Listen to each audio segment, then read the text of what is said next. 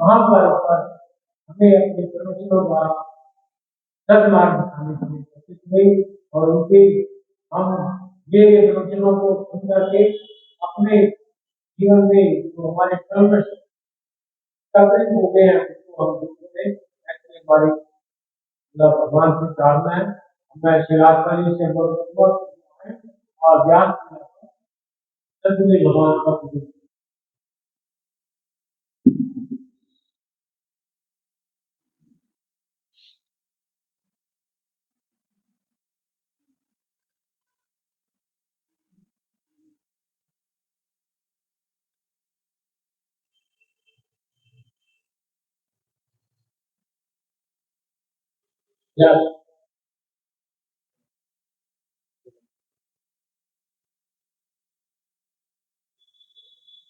लड़के को ले जाना चाहिए, किसी लड़के को ले आना चाहिए।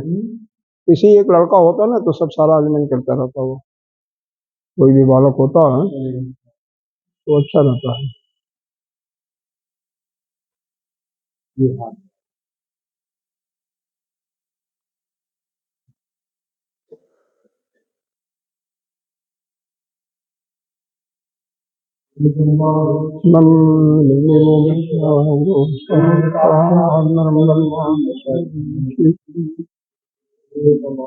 ऊपर चढ़ना पड़ेगा आपको, ऊपर चढ़ने की। ओम सहस्रीर्षा पुरुषः सहस्राक्षः सहस्रपातो तस्भूमिं विश्वभृत्वा अप्रतिष्ठ दशांगुलम्।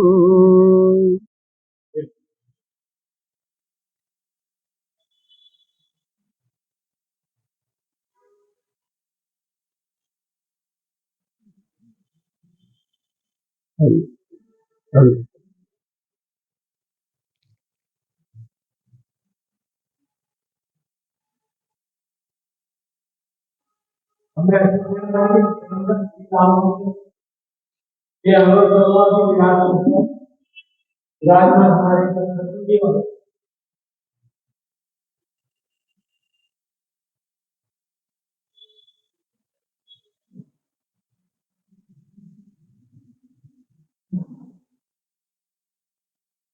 गुरुर्ब्रह्मा गुरुर्विष्णु गुरुर्देवो महेश्वरो गुरुः साक्षात् परं ब्रह्म तस्मै श्री गुरवे नमः। सर्वमंगलमांगल्ये शिवे सर्वार्थसाधके शरणे त्र्यंबके गौरी नारायणी नमस्ते।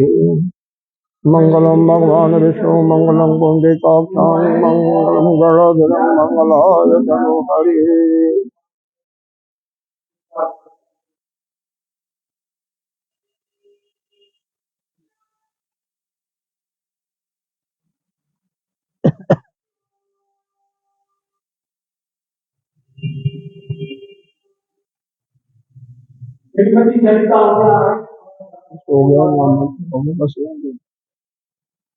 बस ये रहन दो, कितना चल रहा है सभी लोग खाओगे। हाँ हरिओम हरिओम। अरे सब चाहिए आपके पास, कहीं जा रहे हो तो लेते कहाँ जाएंगे, जाएंगे चले जाएंगे। और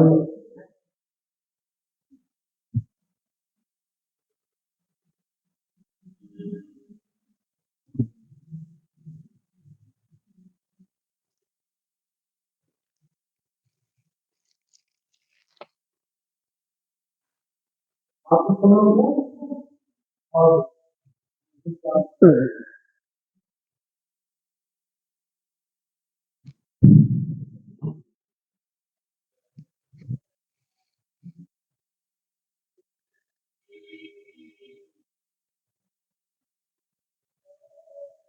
बचा के कोई जरूरी नहीं है कि हाँ जैसा अपना स्वास्थ्य करे उतना ही ठीक है।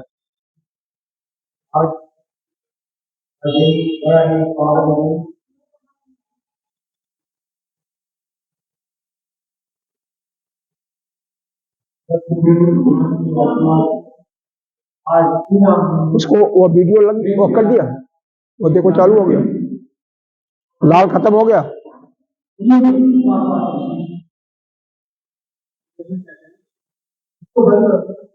इसको बंद तो है, माइक में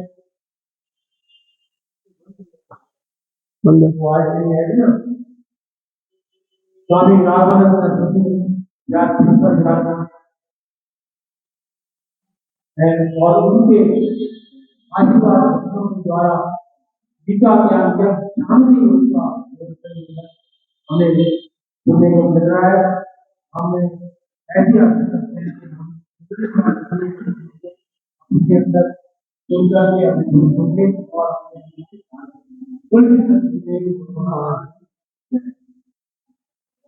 ये वीडियो चालू करो, मेरे साहब जानते हो ना, बताया है ना आपको। अभी चालू कैसे होगा, जब शुरू करेंगे तभी तो चालू है। तो बंद करना पड़ेगा ना, वो आएगा नहीं ना कुछ, फिर कोई देखेगा। एक मिनट रुक जाओ, मैं बताता हूँ आपको। आधा अब इसको खोल दो। हाँ अब चालू होगा, ठीक है। एक्चुअली क्या है, यह जब शुरू होता है ना तभी शुरू किया जाता है, पहले नहीं। ओम सहनावतु सहनो भुनक्तु सह वीर्यं करवावहै तेजस्विनावधीतमस्तु मा विद्विषावहै। ओम शांति शांति शांति। ओम पार्थाय प्रतिबोधितां भगवता नारायणेन स्वयं व्यासेन ग्रथितां पुराणमुनिना मध्ये महाभारतम् अद्वैतामृतवर्षिणीं भगवतीम् अष्टादशाध्यायिनीम् अम्ब त्वाम् अनुसन्दधामि भगवत् गीते भवद्वेषन्। नमस्तुते व्यास विशालबुद्धे वल्लरविन्दाय पात्रनेत्र येन त्वया भारततैलपूर्णः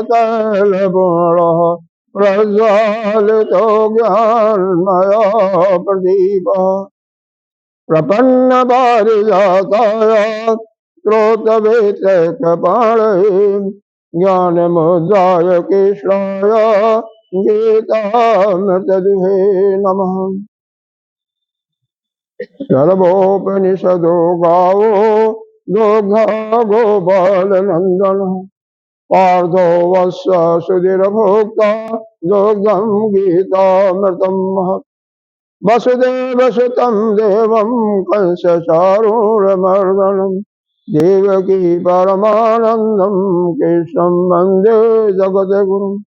भीष्मदोरतटा जयदशजला गान्धारनीलोत्पला शैलग्राहवती कृपेण बहनी कर्णेन वेलाकुला अस्वस्थाम विकर्णघोरमकरा दुर्योधनावर्तिनी श्रोतिरा खलु पाण्डैरणनदी कैवर्तकः केशव पराशरवचः सरोजममलं गीतार्थगन्धोत्कटं नानाख्यानककेशरं हरिकथा सम्बोधनबोधितम्।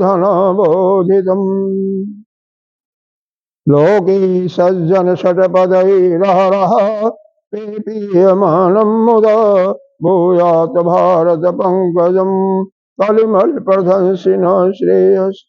मोघं करोति वाचालं पङ्गुलङ्घयते गिरिं यत्कृपातमहं वन्दे परमानंद माधवम्। यह है कि नहीं है, कहाँ पर है, कहीं स्टार्ट हुआ था। है ही नहीं है, बंद करा दिया था ना हमने, कहाँ पर गया ये?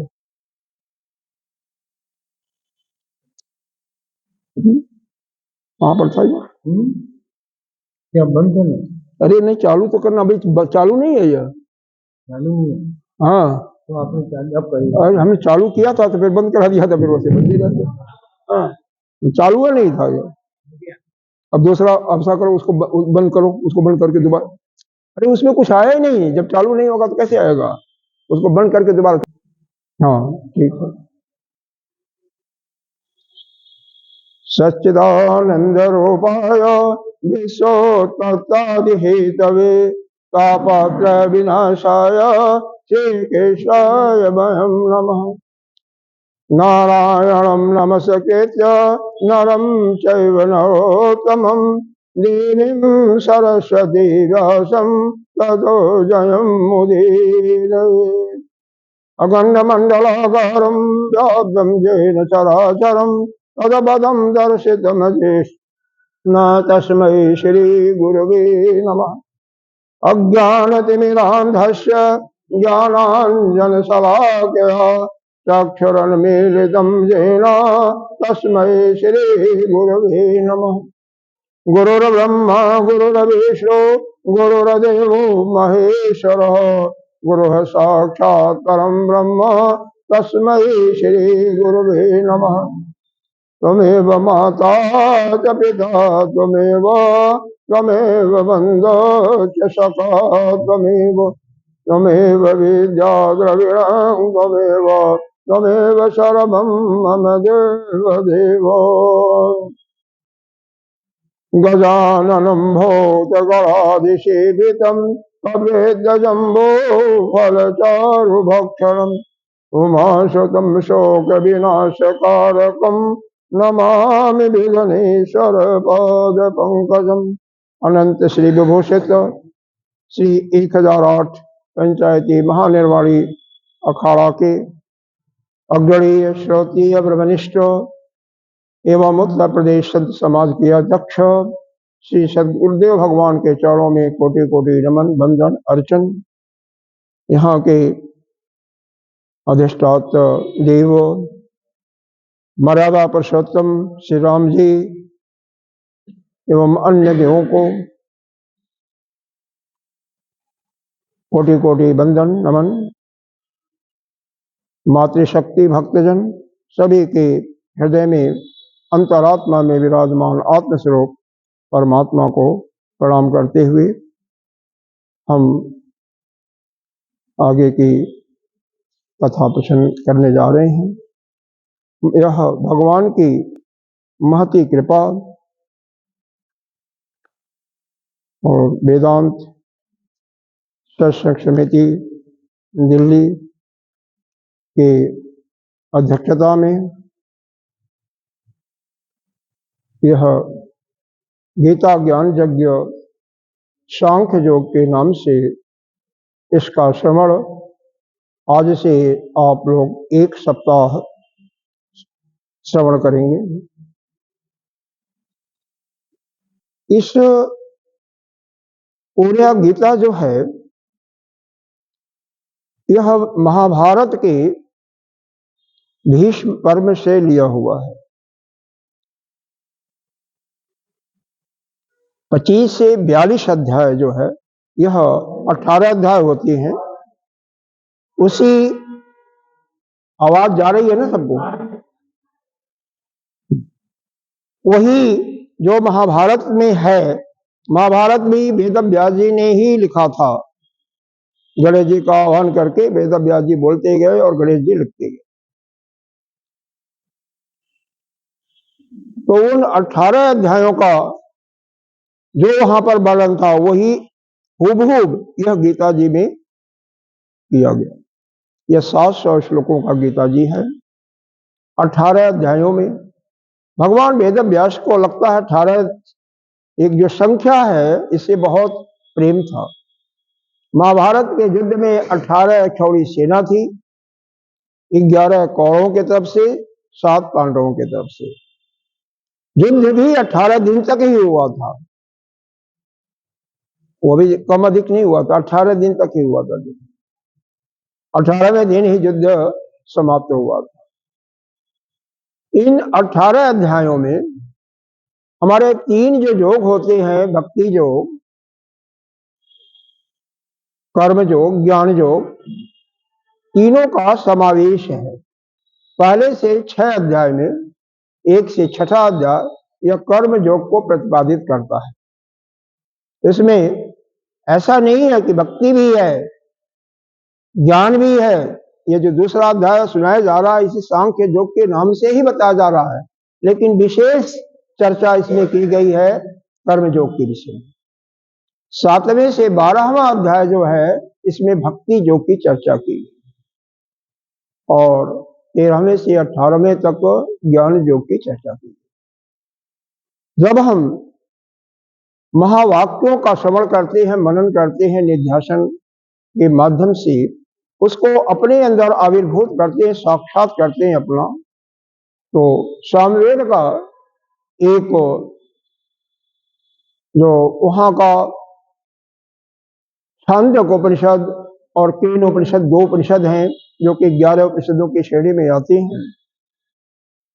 उस उपनिषद के अंदर जो वर्णन है महावाक्य का, वो है तत्त्वमसि। कि तत्व के रूप में मैं और वह ब्रह्म एक ही है, ईश्वर एक ही है, और वही आत्मा है, वही ब्रह्म है, पर ब्रह्म। जिसके भी हम जितने भी लोग हैं, पूरे ब्रह्मा से लेकर के छोटी से छोटी जीव तक को, सभी जो है, सभी के अंदर वही परमात्मा आत्मा के रूप में विराजमान है। वही शक्ति सबको दे रहा है, बोलने का, सुनने का, जो भोजन करता उसको पचाने का। ये जो आपने किया ना, ये शायद गलत किया है।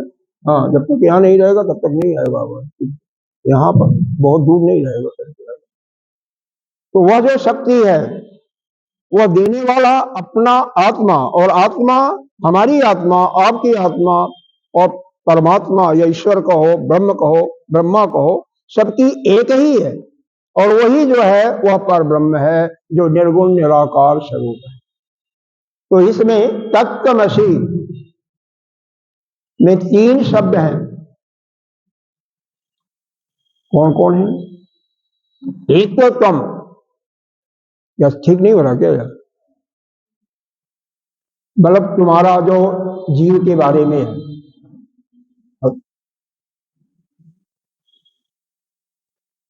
तो अशी है तत्त्वमसि, तुम, तत्व, तत् शब्द, त्वम शब्द और असी शब्द। तो तत् जीव के लिए, त्वम शब्द यह आपका आता है परमात्मा के लिए, और असी शब्द दोनों की एकत्व को स्थापित करने के लिए आता है। तो पहले 6 अध्यायों में त्वम पद का शोधन है, और 7वें से 12वें में तत् शब्द का शोधन है। तत् का मतलब वह परमात्मा जो है, और 13वें से 18वें में असी शब्द का शोधन है। तो ज्ञान के दृष्टि से इस प्रकार से गीता के 18 अध्यायों को 3 भागों में बांटा गया है। हम अब यहाँ पर सीधे शास्त्र में प्रवेश करते हैं। अर्जुन का स्वरूप क्या है? पहले श्लोक में संजय संगति देता है। इसके पहले अर्जुन भगवान से कहता है, कृष्ण, क्योंकि उनके सारथी भगवान कृष्ण थे, कि मेरे रथ को दोनों सेनाओं के मध्य में ले चलिए। मैं देखना चाहता हूं कि मेरे को किससे युद्ध करना है, किसको मारना है, किसको नहीं मारना है। अब प्रश्न यह उठता है कि उद्योग पर्व के अंदर, इस जो महाभारत है उसी के अंदर, इन्होंने पूरा 1 वर्ष तक पूरी तैयारी किया था। 1 वर्ष क्या, 12 वर्ष से ही, जब से वनवास से तभी से तैयारी कर रहे थे, लेकिन 1 वर्ष तो विशेष रूप से तैयारी किया था। तो उसमें तो इनको पता था, पहले भी कहता था हम भीष्म को मारेंगे, द्रोणाचार्य, कर्ण, दुर्योधन, दुशासन, कोई भी आएगा सबको मारेंगे। और एक बार द्रुपद यहाँ जब लोग अज्ञातवास कर रहे थे, पूरे कौरव सेनाओं को, जिसमें भीष्म पितामह भी थे, द्रोणाचार्य, कृपाचार्य, कर्ण, सबको अकेले ही परास्त किया था और सबके वस्त्र भी उतार करके लाए थे। लेकिन यहाँ पर अर्जुन विषाद हो गया है। क्यों कहा दोनों सेनाओं के मध्य में? क्योंकि उसके अंदर कहीं बाहर से कुछ गलत धारणाएं आ गई थी। देखो, संगति का बहुत बड़ा प्रभाव पड़ता है। आप किसके साथ अपना दिनचर्या व्यतीत कर रहे हो, किसके साथ रह रहे हो, उसका पूरा का पूरा छाप आपके ऊपर पड़ेगा, निश्चित रूप से पड़ेगा। युद्ध होने के एक दिन पहले, 2 दिन मान लीजिए, शकरी का एक पुत्र था जिसका नाम था उलूक। उसको धृतराष्ट्र ने अपना दूत बना करके पांडवों के खेमे में भेजा और उनको आदेश देता है, बिल्कुल छिप करके जाइएगा, कोई देख न सके, तुम्हें पहचान न सके, और पूरे रात में सिर्फ अर्जुन को ही हमारा यही संदेश दीजिएगा कि द्रोणाचार्य आपके गुरु हैं, जिन्होंने युद्ध विद्या, गदा विद्या, धनुष विद्या सबकी शिक्षा दिया हुआ है। तो उनको तुम कैसे मारोगे, कैसे उन पर तीर चलाओगे? भीष्म पितामह जी जो हैं तुम्हें गोद में खिलाए हैं, तो क्या उस पर तुम बाण चलाओगे? इस प्रकार से कृपाचार्य तुम्हारे कुल गुरु हैं, जो तुम्हारे सामने खड़े हैं। शैल महारथी थे, जो उनके मामा थे, उनको कैसे मारोगे? नकुल सहदेव के मामा थे। और शल्य जी ऐसे छोटे मोटे नहीं थे। इस पूरे युद्ध के अंतर्गत भगवान कृष्ण ने स्वयं कहा कि घोड़ों की नस्ल जानने के लिए जितना मेरे से श्रेष्ठ कोई नहीं है, और है भी कोई तो कौन है? पहले तो राजा नल हुआ करते थे, बैठाइए, और इस समय इस रणभूमि के अंदर शैल्य हैं, जो हमारे जो इनके मामा हैं। इन दोनों के जैसे और कोई घोड़े के नस्ल को जानने वाला नहीं था। शैल को भगवान कृष्ण ने स्वयं कहा था, देखो, कौरव सेना के अंतर्गत कोई ऐसा नहीं है जो कि कर्ण के रथ को अर्जुन के सामने चलाने में सक्षम हो। आप ही सारथी बनिएगा। तो आप जब सारथी बनिएगा तो उसको बाणों से, अपने शब्द बाणों से उसको हतोत्साहित करते रहिएगा, क्योंकि आपका मन तो पांडवों के साथ है ना, आपका दिल लगा हुआ है पांडवों के साथ, तो उसको तो हतोत्साहित करना ही है ना। क्योंकि कर्ण बहुत बड़ा बली भी था, धनुष विद्या में भी अर्जुन से कहीं श्रेष्ठ ही था। अगर भगवान का साथ नहीं होता तो क्या अर्जुन उसको मार पाते? और मारे भी कैसे, जब वो अनिहत्था हो गया था, उसका पहिया, रथ का पहिया पृथ्वी में धस गया था। यह पोजीशन थी। भगवान ने कहा, उसने मारा। तो रात भर वह जो उल्लूक ने धृतराष्ट्र के कहने पर अर्जुन को नीति क्या है, नीति को बताते हुए अर्जुन को इतना बिल्कुल उनको अपनी सहमति जना देती कि अर्जुन जो है इन द्रोणाचार्य, भीष्म पितामह, कृपाचार्य, शैल इत्यादि पर अपनी के साथ युद्ध नहीं करेगा, यह मान गए थे। और उनसे इनको मोह हो गया था, विषाद हो गया था। उसी को यहाँ पर पहले श्लोक में प्रकट किया गया है। यह संजय संगति लगाते हुए कह रहे हैं तम तथा कृपयाभीष्टम, पढ़ना हो तो पढ़ सकते हैं। अश्रुपूर्णाकुले क्षणम विषीदन्तम् इदं वाक्यम उवाच मधुसूदन। देखिए दूसरा अध्याय जो है थोड़ा सा श्लोक की संख्या में भी ज्यादा ज्यादा है, और इसमें ज्ञान के दृष्टि से भी व्यापक है। 4 प्रकार के ज्ञानों की चर्चा इसमें हुई है। पहले 1 से 10 श्लोक में अधिकारी निरूपण की चर्चा हुई है, उसी के लिए वर्णन चल रहा है। आज हम उसी की चर्चा कर रहे हैं। 11 से 30 तक सांख्य योग की चर्चा है, जो इसका दूसरे अध्याय का नाम ही है सांख्य योग, यानी केवल ज्ञान का ही प्रतिपादन किया गया है। 31वें से लेकर के 53वें श्लोक तक को कर्म योग की चर्चा की गई है। हालांकि इस कर्म योग के अंदर 23 श्लोक में 2 भाग 2 पार्ट भी कर सकते हैं। 31 से 38 39 तक यह स्वधर्म की चर्चा पर जोर दिया गया हुआ। स्वधर्म, अपना धर्म किया है, और उसके बाद जो है बाकी श्लोकों में कर्मयोग की चर्चा की। 54वें श्लोक में अर्जुन ने प्रश्न पूछा है, जो स्थित प्रज्ञ पुरुष हो जाता है उसके क्या लक्षण है। तो 18 54 से 72 55 से 72 18 श्लोकों में स्थित प्रज्ञ के लक्षणों की चर्चा की है। इस प्रकार से इसका पूरा पूरा फ्लेवर इस दूसरे अध्याय का है। शुरू यही हो रहा है कि संजय की संगति के माध्यम से तम का अर्थ, एक एक शब्दों का अर्थ अगर जानना चाहते हो तो इसके साथ ही हम करते हैं, या केवल प्रवचन की बात है तो प्रवचन करा देते हैं। दोनों प्रकार से इसको समझाया जाता है, क्योंकि हर एक शब्दों का अर्थ तो जानना ही चाहिए, जिससे बाद में भी आप उसको अच्छी तरह से समझ जाओ। तम शब्द जो है अर्जुन के लिए निर्देशित किया गया है, तथा उस प्रकार से क्या किया गया, जो पहले अध्याय में अर्जुन ने भगवान के समक्ष शर्त रखे थे, बताए थे। क्योंकि कोई भी बात होती है ना, तो कोई भी अपने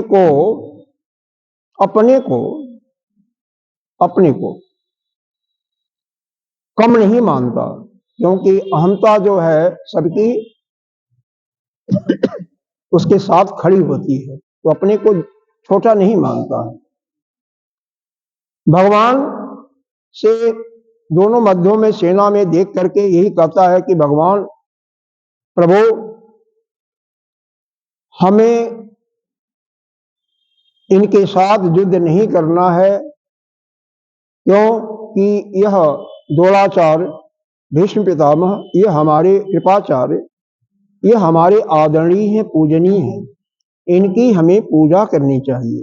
तो इन पर मैं तीर कैसे चलाऊंगा, इन पर मैं तीर नहीं चला सकता, अर्थात इनसे मैं युद्ध नहीं कर सकता।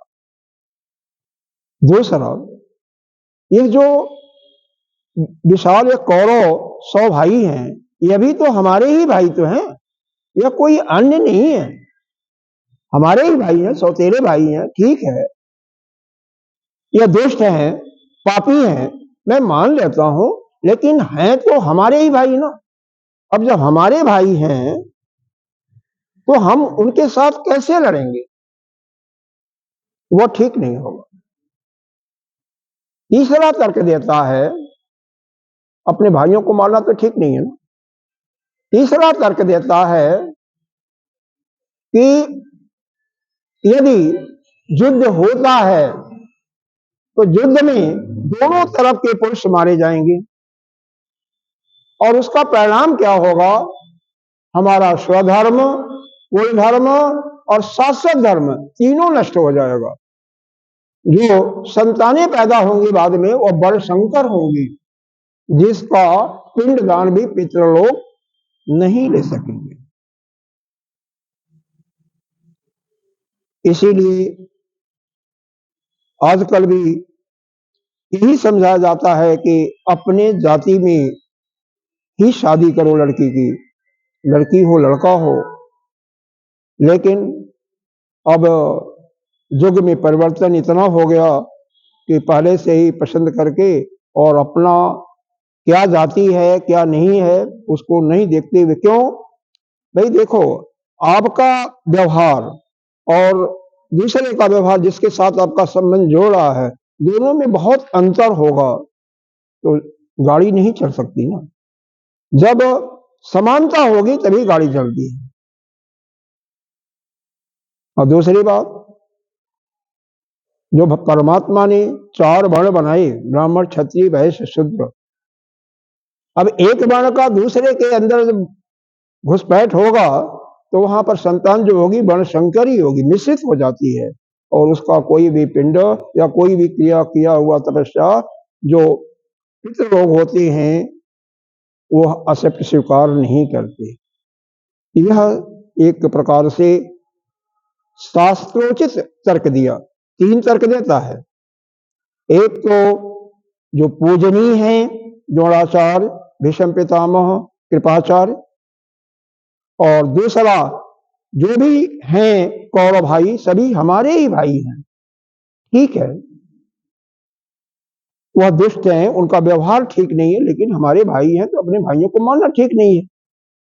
और तीसरा कि हमारा कुल धर्म स्वधर्म शाश्वत धर्म नष्ट हो जाएगा, क्योंकि संतानें जो होंगी वह वर्ण संकर के रूप में पैदा होंगी, पितर लोग भी उसका पिंडदान नहीं ले सकते हैं।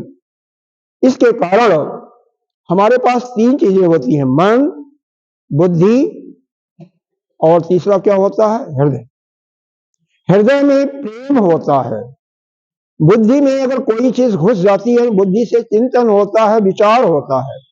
ये चीजें विशेष करके समझना। यहाँ पर पहले ही श्लोक में तीनों चीजों का यह समावेश किया गया है। जो चीज बुद्धि में घुस गई वो निकलती नहीं है जल्दी आसानी से। बुद्धि में घुस गई कि अमुक आदमी दुष्ट है तो आसानी से नहीं निकलेगी। अगर इंद्रिय में ही रह जाती है तो आसानी से निकल गया।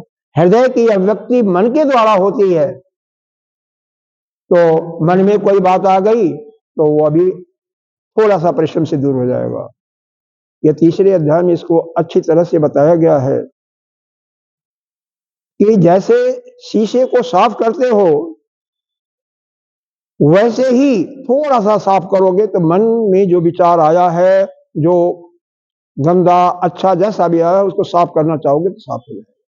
और जैसे धुआं अग्नि जलाओ, धूमना विरेतो बहिनी जथा आदर्शो मलिन छ, वैसे ही यह साफ हो जाता है आपका क्या, जो इंद्री में आया है। तो इंद्री में कर कोई गलत कामना आ भी जाती है तो तुरंत छूट जाएगी, लेकिन जो बुद्धि में बैठ जाती है ना, क्या बैठी हुई है, सबसे तगड़ा तो बैठा हुआ है कि मेरा और तेरा, जो अहंकार के रूप में रखो। और यही जो यहाँ पर बताना ठीक है कि नहीं, चलो शुरू हो गया तो बताना ही पड़ेगा। जीव के बंधन का जो कारण है, मूल जो कारण है, यही है कि हम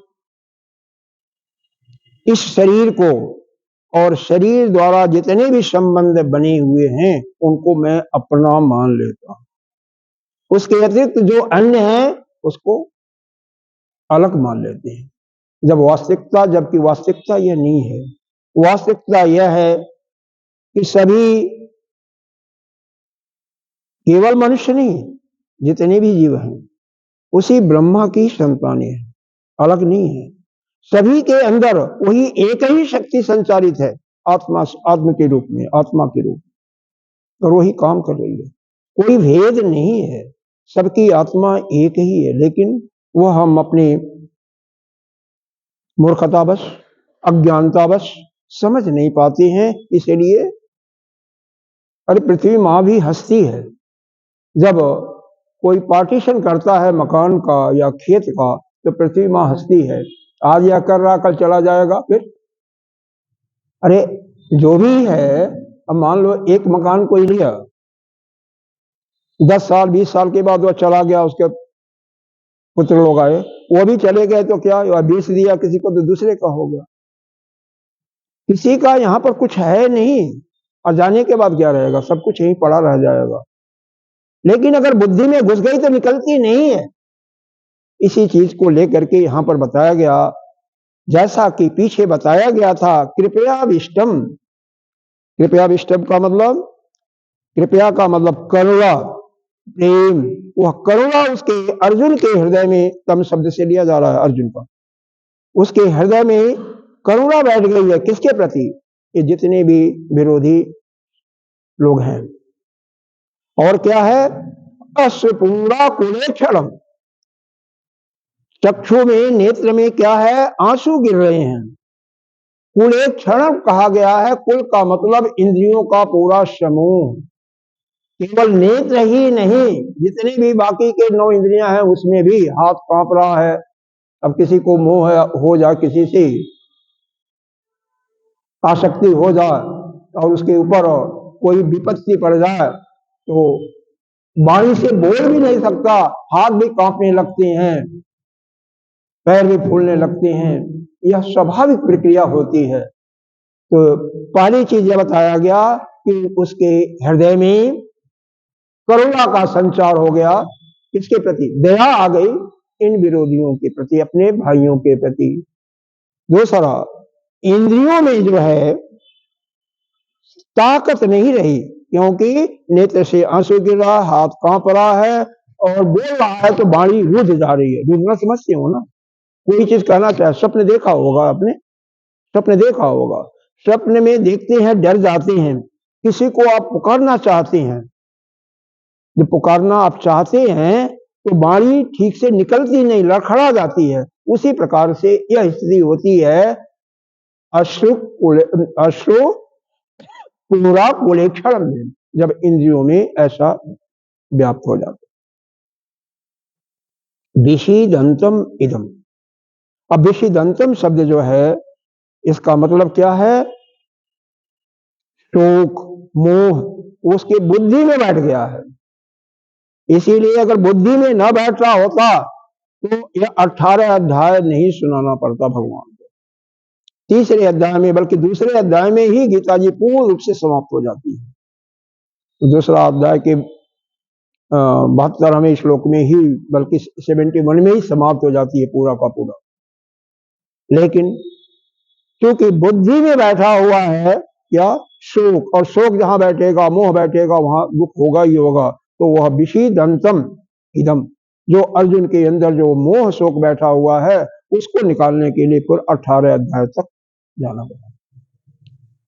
लेकिन अर्जुन कभी माना ही नहीं कि हमें मोह हुआ है, हमें किसी से प्रति आसक्ति है। 11वें अध्याय में पहले श्लोक में यह बताया गया है। केवल वहां पर विगतो अयम मोह, इस प्रकार से पहले अध्याय के अंतिम और 11वें अध्याय का पहला श्लोक में, अंत में जाकर के भगवान ने कहा कि अगर चला गया तो फिर आ सकता है। जैसे कोई आगंतुक है, कोई आपका गेस्ट है, आया, आज आया तो कल जा भी सकता है ना, अभी भी जा सकता है। लेकिन नष्ट होना स्वीकार कहां करता है? 18वें अध्याय के अंतिम में। कौन सा श्लोक है याद नहीं है, 65-60 के बाद ही है, वहां स्वीकार करता है। उसी प्रकार से हम सभी जितने भी लोग हैं, यही नहीं 99%, बल्कि 99% से भी ज्यादा कहिए, 99.9%, हम अपने अहम को स्वीकार नहीं करते, अपना पराया नहीं स्वीकार करते। हम कुछ भी हो जा, नहीं है तो मेरा है, तेरा, इसको नहीं मानते। अब जिसको भी सिर में दर्द होता है, डिप्रेशन होता है, डिप्रेशन और भी कारण होते हैं, या हार्ट की बीमारी होती है, या ब्लड प्रेशर होता है, या माइंड ब्रेन हेमरेज होता है, इसका मुख्य कारण केवल एक ही है, क्या? बिना मतलब के चिंतन करना। बुद्धि में कोई चीज बैठ गई है, और यही कारण यह भी है कि ध्यान आपका किसी वस्तु पर एकाग्र नहीं होता, आप ध्यान में बैठ नहीं पाते और अपने स्वरूप का अनुभव नहीं कर पाते। क्योंकि मन वही बारंबार चला जाता है। जैसे भोजन करते हो, अगर ये कोई शाक का तिनका यहां चला गया, कहीं किसी मसूड़े में फंस गया, तो जीवा बारंबार वहां जाएगी लेकिन निकाल नहीं सकती है। जब तक उसको ब्रश नहीं करोगे, गर्म पानी से कुल्ला कई बार नहीं करोगे, तब तक नहीं निकलेगा, उसी फंस जाती है। उसी प्रकार से जो चीज एक बार बुद्धि में फंस गई, यहां पर तो ऐसा बताएगा गीता जी में, जैसे एक बालक गर्भ में आता है और गर्भ से बाहर कब आएगा? 9-10 महीने के पूरा होने के बाद ही, पहले नहीं आएगा, निकल ही नहीं सकता। उसी प्रकार से कोई भी बात बुद्धि में फंस जाती है तो आसानी से निकलती नहीं। अब पहले वाक्य का अर्थ समझ में आया, इसमें कुछ और भी है। ऐसा अर्जुन को देख करके संजय यह कह रहे हैं कि मधुसूदन, मधुसूदन कहा गया है भगवान कृष्ण को। भगवान कृष्ण ने ऐसे वचन कहे, कौन सा वचन? आगे अगले 2 श्लोकों में बताया है। अब मधुसूदन क्या है, यह भगवान का नाम क्यों पड़ा? मधु नाम का एक दैत्य था, इसका एक जुड़वा भाई भी था जिसका नाम था कैटभ।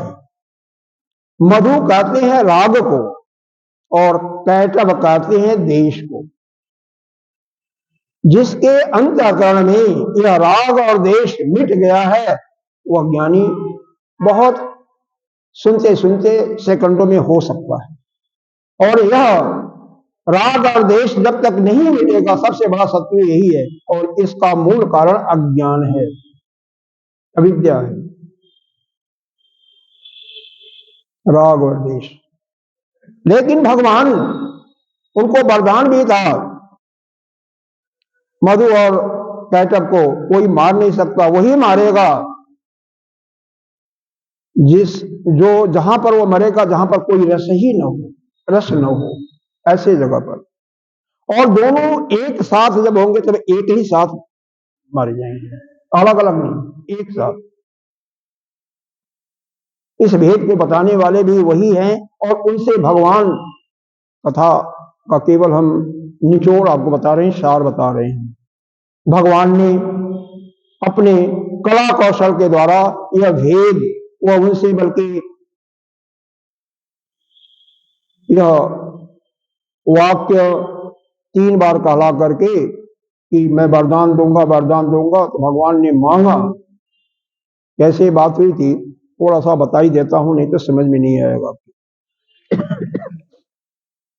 एक बार भगवान विष्णु वैकुंठ में सो रहे थे, उनके कान से मल निकला, सबके निकलते हैं। मां लक्ष्मी उनका पैर भी दबा रही थी। वह देखते देखते बड़े हो जाते हैं, बड़े हो जाते हैं और फिर युद्ध के लिए ललकारते हैं, भगवान लड़ते हैं, कोई बात नहीं, 60 में सुना। लेकिन एक थक जाता था तो दूसरा आता था, ऐसे करके सैकड़ों वर्ष, हजारों वर्ष बीत गए, परास्त होने वाले नहीं थे भगवान भी। अब भगवान को ऐसा होने लगा कि इनको हम नहीं मार सकते, कैसे मारेंगे? उन्होंने मां का स्मरण करते हैं। अंत समय में भोले बाबा या मां जगदम्बा ही काम आती हैं, स्मरण करती हैं। बहाना कह लिया कि मैं थोड़ा विश्राम कर लूं। हे मधु कैटभ, तुम एक बार सुस्ता लेते हो, दूसरा लड़ता है, दूसरा सुस्ताता है, तीसरा तुम लड़ते हो, ऐसे तुम लोग तो विश्राम कर लेते हो, लेकिन मैं तो लगातार लड़ रहा हूं ना, मेरे को आराम नहीं मिल रहा है, मैं थोड़ा सा आराम कर लूं। उसी आराम में उन्होंने ध्यान करते हैं माता का, और यह फिर उनको मां जगदम्बा सहायता करती हैं। फिर कहते हैं भगवान, मधु तुम दोनों बहुत बलवान हो, बहुत वीर हो, मैं तुमसे बहुत प्रसन्न हूं, जो वरदान चाहो मांग लो मेरे से, क्योंकि मैं परमात्मा हूं। उसने कहा तुम क्या मांगोगे? तुम वरदान देने के कायल नहीं हो, लायक नहीं हो, क्योंकि तुम तो मेरे से हार करके विश्राम कर रहे हो। हाँ, तुम्हें अगर कुछ चाहिए तो मैं वरदान देता हूं तुम्हें, यह भगवान की कृपा जगदम्बा की। उसको 3 बार कहलवा लेते हैं, फिर कहते हैं ठीक है मैं मानता हूं, दोगे ना? हाँ हाँ दूंगा दूंगा दूंगा। फिर उन्होंने कहा तुम्हारे मृत्यु का भेद क्या है, कैसे तुम दोनों मरोगे? तो बताते हैं कि हम दोनों जहां भी रस नहीं होगा वहां पर मरेंगे। और एक साथ तो भगवान उनको दोनों को लंका पर बैठा करके एक साथ मारते हैं, कोई रस नहीं।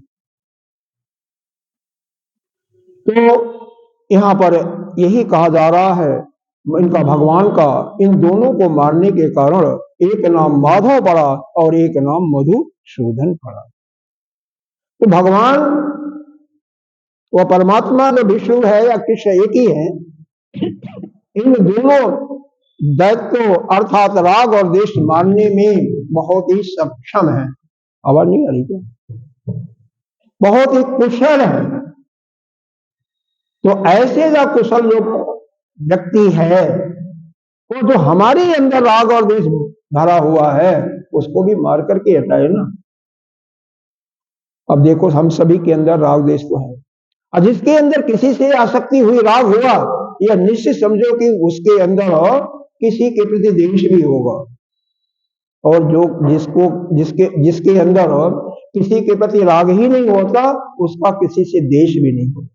लेकिन ऐसा होना कहीं करोड़ों अरबों में कहीं किसी एक आध होता है कि जो सम व्यवहार करता है, किसी से न राग न द्वेष। और बिना इनको समाप्त किए हुए आप वह जो इस संसार के बंधन से मुक्त होना चाहते वो संभव नहीं होगा, उसको करना ही पड़ेगा। तब भगवान क्या वचन बोलते हैं देखिए, कुतः त्वा, कुतः माने कहां से, त्वा माने तुम्हारे अंदर, हे अर्जुन तुम्हारे अंदर कहां से, कस्मलम इदम, इदम माने यह, कस्मल माने जैसे मिट्टी शुद्ध मिट्टी है और शुद्ध जल है, दोनों को मिला दिया तो कीचड़ बन जाता है। तो यह कीचड़ तुम्हारे अंदर कहां से आ गया? विषमी, विषम परिस्थिति में, क्योंकि युद्ध में दोनों तरफ सेनाएं खड़ी हैं, शंख ध्वनि हो रहा है, घोड़े हाथी चिंघार रहे हैं, 18 अक्षौरी सेना। अब यहां पर देखो अर्जुन की एकाग्रता देखो और आप अपनी एकाग्रता को तुलना करो। 18 अक्षौरी सेना का मतलब कम से कम 42-43 लाख हाथ पब्लिक होती है, और उसके बाद घोड़े हाथी इत्यादि उनकी चिंगार शंख इत्यादि की ध्वनि, और उसके बीच में अर्जुन शांत से 2.5 घंटे के अंदर इसको सुनता भी और समझता भी है। केवल संस्कृत का वाक्य बोला गया भगवान ने, हिंदी तो नहीं बोला, इंग्लिश नहीं बोला, और वह समझता गया। जहां समझ में नहीं आया प्रश्न भी पूछा ना, और हम लोग को उसको 10-10 बार सुनने के बाद भी समझ में नहीं आता। इसका मतलब क्या है? केवल एक ही है कि हमारी एकाग्रता उतनी अच्छी नहीं है जितनी होनी चाहिए। अगर एकाग्रता हो तो एक चीज को एक बार सुनने में हमें याद हो जाना चाहिए ना, क्योंकि सुनते सुनते ही ज्ञान होगा। एक दृष्टांत देता हूं, राजा जनक की सभा में एक समय अष्टवक्र महाराज आते हैं जो 8 जगह से टेढ़े थे, लोग देख करके हंसने लगते हैं। महा बड़े विद्वान थे, तो लोगों ने पूछा भाई क्यों हंस रहे हैं? उन्होंने कहा कि मैं यह देख रहा हूं ये सारे जितने बैठे हुए ना सारे चमार हैं। चमार का मतलब चमड़े को देखते हैं, इनकी जो शक्ति है जानने की केवल चमड़ा कैसा है। अरे हम क्या है, यह चमड़ा ही तो ऊपर से दिखाई दे रहा हमारे अंदर, इनके अंदर कुछ ज्ञान नहीं है। वहां पर जब शास्त्रार्थ चलता है, राजा जनक को विश्वास हो जाता है कि ये तो बहुत महान विद्वान है, उनका आदर करते हैं। पूजन चाली करने के बाद वह पूछते हैं कितनी देर में ज्ञान हमारे अंदर अवधारण हो जाएगा? वह कहते हैं राजन, जब एक पैर आपका घोड़े के एक पावदान पर है और दूसरा पैर उठा करके दूसरे पावदान पर जाने में जितना समय लगेगा, कितना समय लगता है? सेकंड, 30 सेकंड, 20 सेकंड, 10 सेकंड, उतने में ही आपको ज्ञान हो जाएगा। कब होगा? जब आपका अंतःकरण शुद्ध होगा, कोई आपके अंदर मन नहीं होगा, यानी अविद्या का नामो निशान नहीं होगा आपके अंदर। न किसी से राग होगा, न किसी से द्वेष होगा। और जब राग द्वेष नहीं होगा तो काम क्रोध मद लोभ सब गायब हो जाएंगे ना। कारण तो यही है ना, सबका मूल कारण अविद्या है।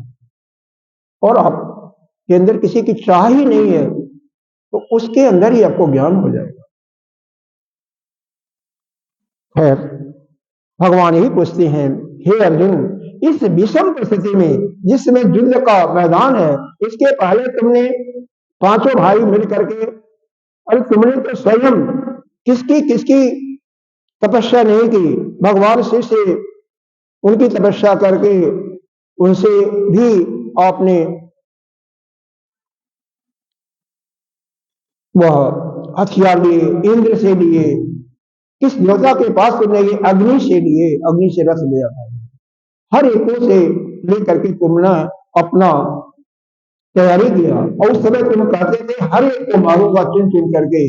और उसके बावजूद इस समय इस विषम परिस्थिति में युद्ध जब होने जा रहा है तो तुम्हारे अंदर हृदय में कहां से मल आ गया, यानी किसने यह गंदा विचार दिया, किसके संसर्ग में आकर के तुम्हारे अंदर यह बुद्धि आ गई।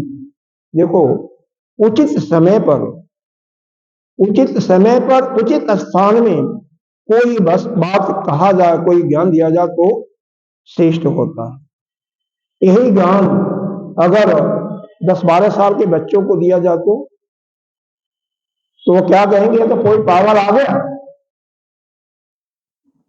कर्म करने के बाद अगर हम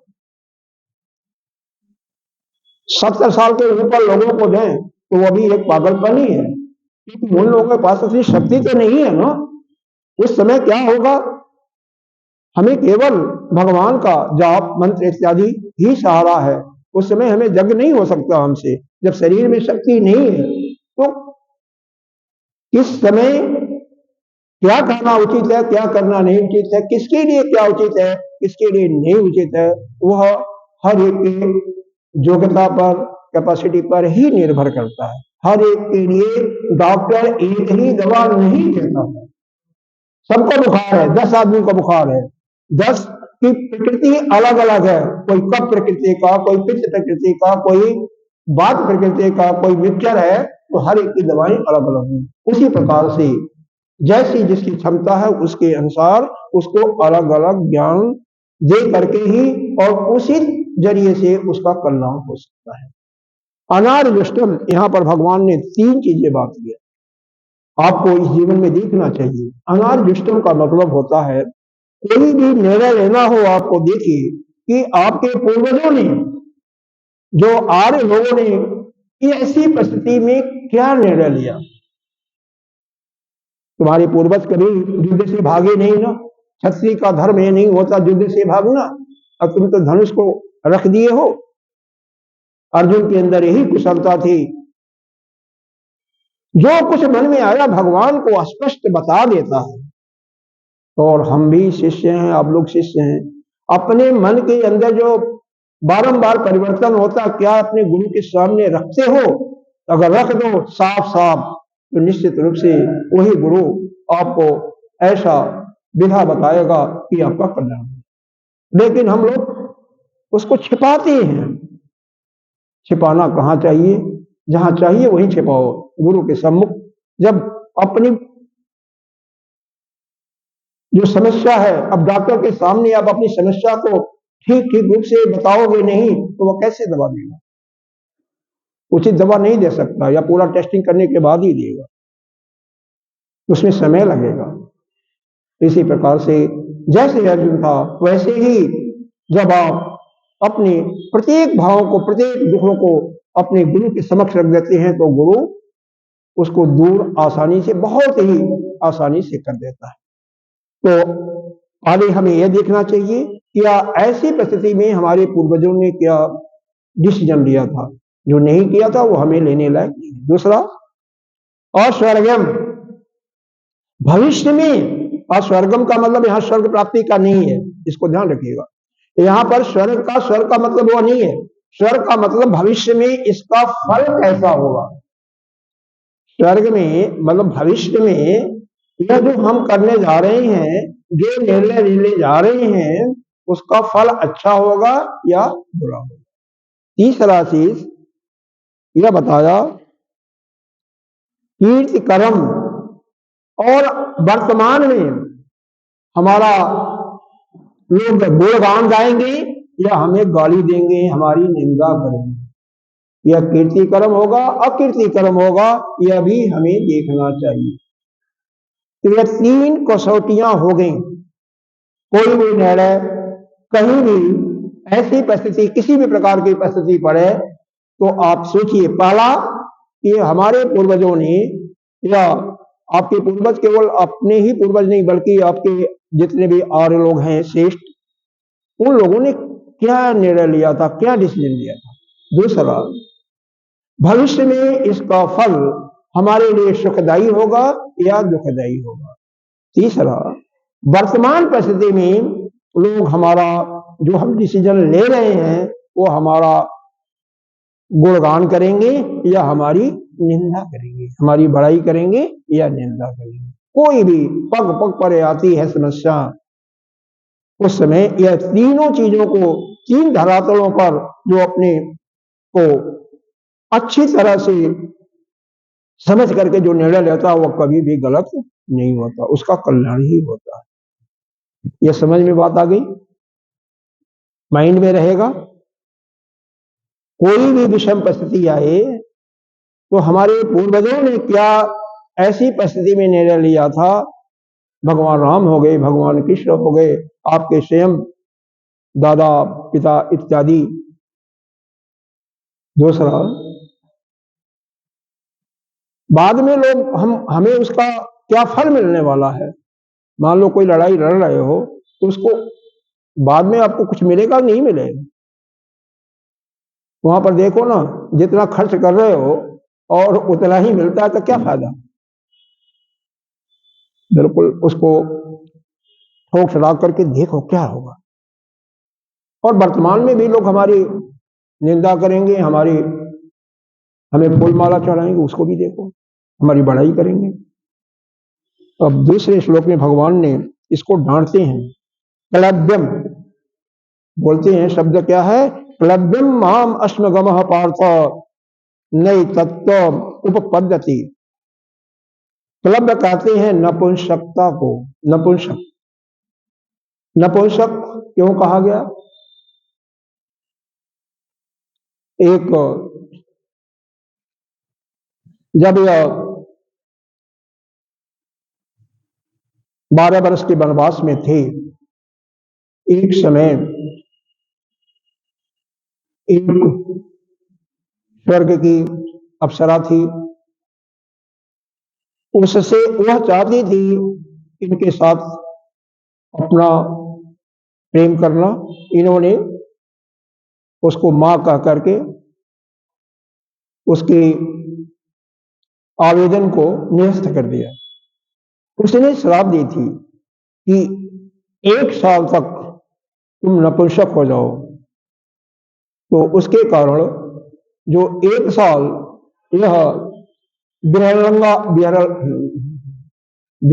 बन करके उत्तरा को नाच गाना सिखाए थे, वह 1 साल उसमें यह नपुंसक के रूप में है। और इसी के कारण भगवान इनको संबोधन कर रहे हैं कि तुम्हें लोग क्या कहेंगे, नपुंसक है ये। तो अगर युद्ध छोड़ करके भाग जाओगे यही कहेंगे ना कि नपुंसक है, या क्या लड़ेगा युद्ध।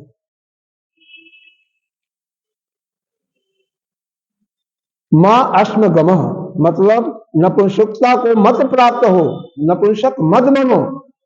हे पार्थ नैव तत्व पचते, हे पार्थ यह इस समय उपपद्धति का मतलब उचित नहीं है, अच्छा नहीं है, श्रेष्ठ नहीं है। क्षुद्रम हृदय दौर्बल्य, हृदय की दुर्बलता, हृदय दुर्बलता यानी हृदय में जो करुणा आ गया है, जो आसक्ति आ गई है, क्षुद्र है, उसको छोड़ो, तुच्छ भावना है। त्यक्त्वा उत्तिष्ठ परंतप। परंतप किसे कहते हैं? जो अपनी शक्ति से दूसरों को तपा दे। नचिकेता का कठोपनिषद के अंदर दृष्टांत सुनोगे। 7-8 साल का बालक जब जमराज के पास जाता है, जमराज भी कांप जाता है उसके तेज को जाकर के, तेज को देख करके, और वह उनकी विधिवत पूजा करता है।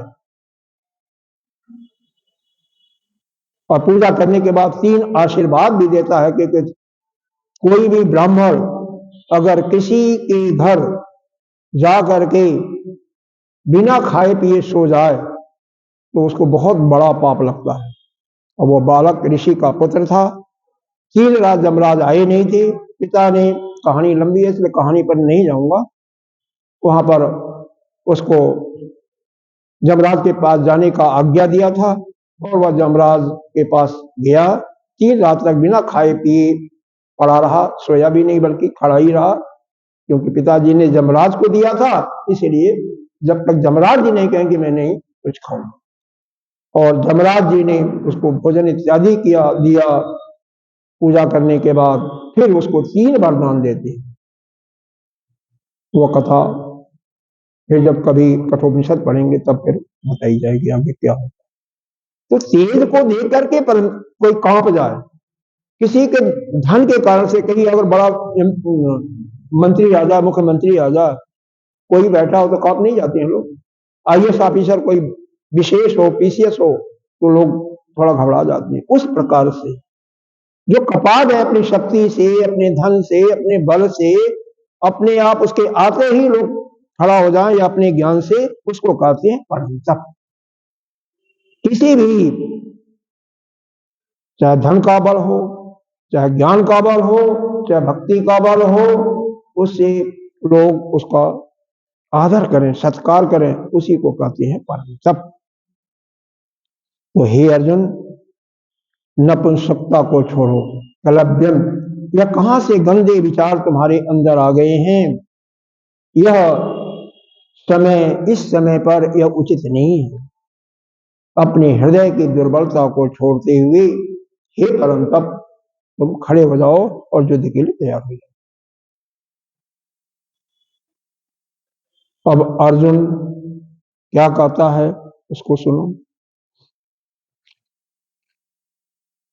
कथम भीष्मम अहम संख्ये द्रोणम च मधुसूदनो ईशभे प्रतिजोत्स्यामि पूजाहार अरिसूदन।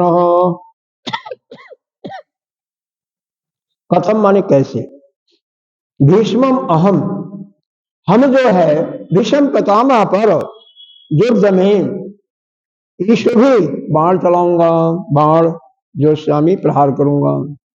ठीक है, तो भीष्म है और द्रोणाचार्य का नाम नहीं लिया गया, कृपाचार्य का नाम नहीं लिया गया, लेकिन आगे शब्द है पूजा, पूजार्हा अरिशोधन, जो पूजा करने के योग्य है। पूजा करने के योग्य वही थे, द्रोणाचार्य और कृपाचार्य। तो द्रोणाचार्य हो गए, कृपाचार्य अगले श्लोक में थोड़ा सा बोला भी है। तो द्रोणाचार्य, कृपाचार्य जो पूजा के हकदार हैं, उनकी पूजा करनी चाहिए। और भीष्म पितामह जो कि हमारे दादाजी हैं, उन पर हम कैसे युद्ध में बाण चलाऊंगा, जो स्वामी प्रहार करूंगा। पूजा, जिनकी हमें पूजा करनी चाहिए, हे मधुसूदन अरिसूदन। पहले लाइन में मधुसूदन कहा गया, दूसरे लाइन में अरिसूदन कहा गया। अरिसूदन का मतलब, अरि माने दुश्मन, सूदन माने मारने वाले, दुश्मनों का नाश करने वाले। और पहले में मधु और कैटब को मारे थे, जिसको बता दिया गया था, मधु और कैटब को मारने वाले।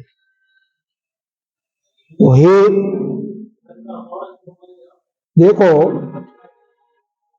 सत्संग में कहीं भी बैठो, प्रयास करो कि मोबाइल अगर लाते हैं भूल करके भी तो उसको स्विच ऑफ कर दें या साइलेंट में कर दें। अगर नहीं करने आता है तो न लावे तो अच्छा है, या किसी से पूछ लें, कोई बात नहीं। हाँ, और उसको इतना बोल दें कि भाई हम बाद में बात करेंगे, ठीक है ना, ये भी आपका ठीक है। कोई विशेष अर्जेंसी कोई हो, डॉक्टर के पास अपॉइंटमेंट लिया हो अवस्था के अनुसार, तो यह कर सकते हैं। लेकिन उसको थोड़ा सा बता देंगे तो उनको भी मालूम हो जाएगा कि ऐसा नहीं है। हाँ। कथन भीष्मम अहम, क्यों ऐसा कहा जा रहा है मोबाइल को साइलेंट करने के लिए, कि आपके एक मोबाइल बजने से सभी लोगों का समय का नुकसान होगा। हमारे कारण से अगर औरों का नुकसान हो तो यह अच्छा नहीं। अगर हम किसी को कुछ दे नहीं सकते हैं तो किसी से कुछ छीनना भी हमारे लिए वह पाप के ही अधिकारी हम बनते हैं। भाई उनके कीमती समय को आप छीन रहे हो ना। अगर आपका मोबाइल बज रहा है तो जो ज्ञान प्राप्त करना चाहे वो नहीं कर सकते। तो यहां पर भगवान को मधुसूदन और अरिसूदन दोनों नामों से व्यक्त करते हुए अर्जुन ने कहा कि हे भगवान, ना तो मैं भीष्म पितामह या द्रोण और कृपाचार्य, ये जो कि पूजा के योग्य हैं, इन पर मैं बाण कैसे चलाऊंगा, इन पर हम कैसे प्रहार करूंगा। और क्या इसका फल क्या होता है? गुरून हत्वा ही महानुभाव। महान भाव किसे कहते हैं? महाधन अनुभव जिसका है। महा माने श्रेष्ठ, अनुभव माने उनका अपना अनुभव। जो श्रेष्ठ ऐसे अनुभव किए हैं, महान अनुभव किए हैं, और कोई भी बड़ा आदमी हो तो उसका अनुभव ही बहुत काम का होता है। तो हम इन गुरुओं की हत्या करके, जो गुरु हैं हमारे कृपाचार्य और द्रोणाचार्य, और जो श्रेष्ठ लोग हैं, जो श्रेष्ठ इसमें है जिसमें नाम नहीं दिया गया, तो शैल इत्यादि जो श्रेष्ठ हैं, और भी कई बड़े बड़े राजा थे। तो श्रेय भोक्तुम भक्षमीह लोके, तो उससे हमें कुछ मिलना नहीं है, कुछ हमें श्रेष्ठता नहीं मिलना, हमारी बड़ाई नहीं मिलनी, बल्कि उससे अच्छा है कि भक्षम अपीह लोके, इस संसार में भक्षम कहते हैं भिक्षा मांग करके हम अपना जीवन बिताएं। भिक्षा मांग करके जीवन बताएं, वो हमें ठीक है, स्वीकार है। लेकिन हम कभी भी किसी को मार करके अगर कुछ अपना भोग करते हैं तो वह ठीक नहीं। यही अर्जुन कर रहा है। हत्यार्थ कामास्तु, अपने कामना के लिए, कामा हमारे कामना, वासना, वासना जानते हो ना, आपकी इच्छा जो होती है अंदर कि हमें अमुक बड़ा सुंदर हवेली मिल जाए, घर मिल जाए, हमें पुत्र हो जाए, पुत्र हमारे बड़े अच्छे व्यवसायी या ऑफिसर हो जाए, हमारा शरीर का स्वास्थ्य अच्छा रहे, ये सब कामना है, वासना है। ये वासनाओं को छोड़ना पड़ता है ज्ञान मार्ग में आने के बाद। यही कह रहा है, अपनी कामना के लिए हम हत्या करके गुरुओं गुरुओं इन गुरुओं की हत्या करके ही भुंजीय भोगान रुधिर प्रतिष्ठान, जो कुछ मैं भोगूंगा वह क्या होगा? रुधिर प्रतिष्ठान, इनके रक्त से गुथा हुआ। आटा गूंथते हो ना, किससे गूंथते हो? जल से। बहुत कभी होता है तो घी से गूंथते हो, कोई लोग दूध से भी गूंदे हुए जाने जाते हैं। तो यहाँ पर उनके सने हुए रक्त से वह गूंधा हुआ होगा। उस भोगों को, वो जो भोग हमें मिलेगा, जो राज्य मिलेगा, उनके रक्त से गुथा हुआ मिलेगा। उसको हम कैसे भोगेंगे? अरे उन्हीं का स्मरण आएगा ना, हम नहीं भोग सकते। गुरु हत्वा ही महानुभावान श्रेयो भोक्तुम भक्षम उपीह लोकी। इसको हमें याद रहना चाहिए कि श्रेष्ठ जो पुरुष हैं, गुरु लोग हैं, उनकी हत्या करके हमें कोई श्रेष्ठता नहीं मिलेगा, कोई जश नहीं मिलेगा, और नहीं तो उससे अच्छा क्या होगा? इस संसार में भिक्षा मांग करके हम जीवन, हमें जीने के लिए क्या होता है? 2 टाइम 2 रोटी 3 रोटी ही होती है, तो हम भिक्षा मांग करके जीवन कर लेंगे। हम क्यों किसी को मारें? हितार्थ काम, अब और अपनी कामना के लिए, अपनी वासना के पूर्ति के लिए हत्या करके, और वो भी गुरुओं की। निश्चय ही, यहां पर एक शब्द दिया है ही, इह, यह का मतलब निश्चय ही। तो निश्चय ही इस संसार में जो कुछ हमें मिलेगा इनके रक्त से सना हुआ, और उसको मैं भोग नहीं पाऊंगा, बाद में भी मैं सुख नहीं मिलेगा। न च एतत् विद्मः कतरन्नो गरीयो यद वा जयेम यदि वा नो जयेयुः यानेव हत्वा न जिजीव विषाम अस्ते अवस्थिता प्रमुखे धातराष्ट्रा। देखो, एक शब्द आया है न चैत्य विद्मः, इसका संधि विच्छेद करोगे तो च धन ए तत्व धन विद्मः होगा। विद्मः माने जानना, एतत् माने यह, च माने हो। कतरनो मतलब यह, गरियो माने श्रेष्ठ होता है, कतर माने क्या करना है। हमें हमें यह नहीं पता है कि कौन सा गरी है, श्रेष्ठ कौन सा है। जब वाजय कि मैं उनको युद्ध में जीतूंगा, यदि वाजय या वो हमें युद्ध में जीतेंगे, यह हमें नहीं पता है। भाई लड़ाई जब दो आदमी लड़ रहे हैं तो कौन विजयी होगा किसी को पता नहीं होता है।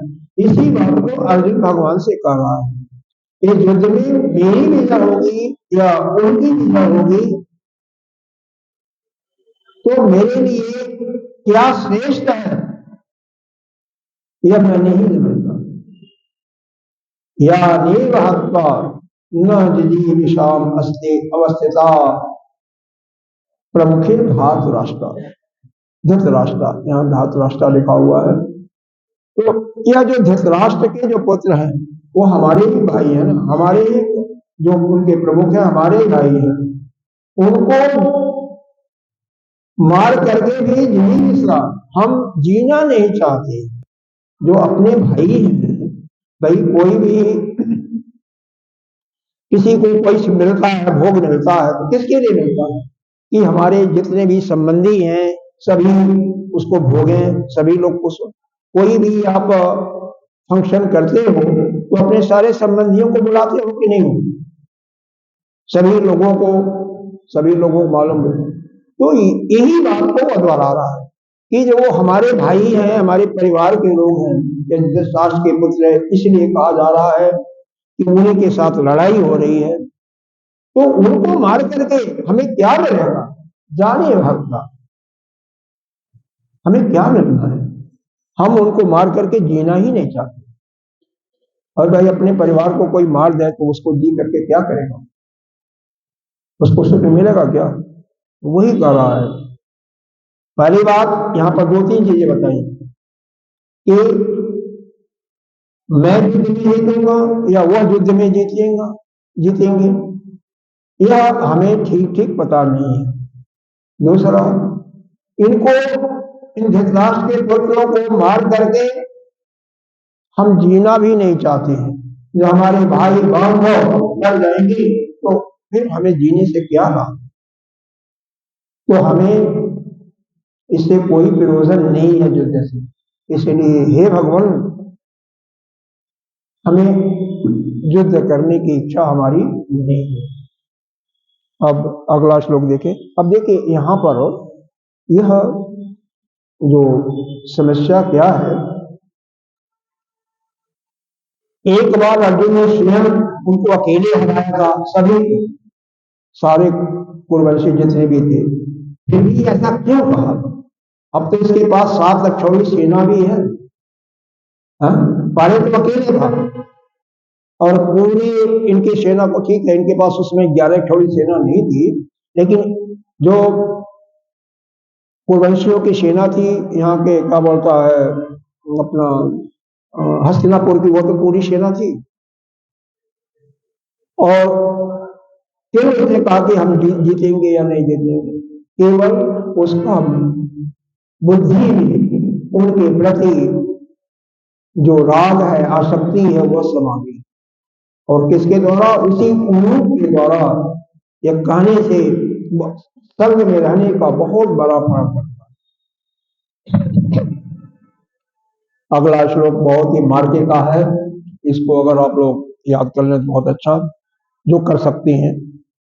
कार्पण्य दोषो अपहत स्वभाव परीक्षामि त्वां धर्म सम्मूढ़ चेता जत श्रेय स्यात् निश्चितं ब्रूहि तन्मे शिष्य तेहं साधिमां त्वां प्रपन्नम्।